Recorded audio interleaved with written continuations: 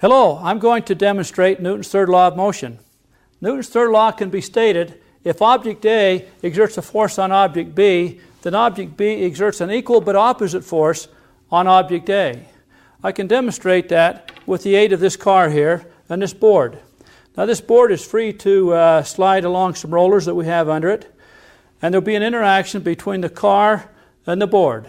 And we'll notice that as the car is propelled forward, it's the force of the board through friction pushing forward on the car. In turn, the car will exert an equal and opposite force backward on the board. Let's see how that works.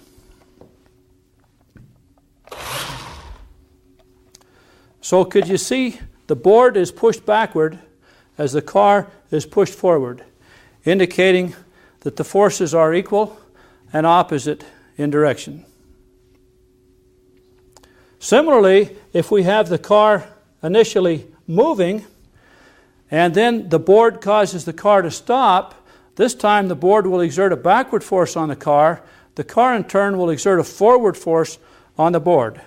So I'm going to hold the board fixed here for the first fraction of a second, and we'll start the experiment after the car is set into motion.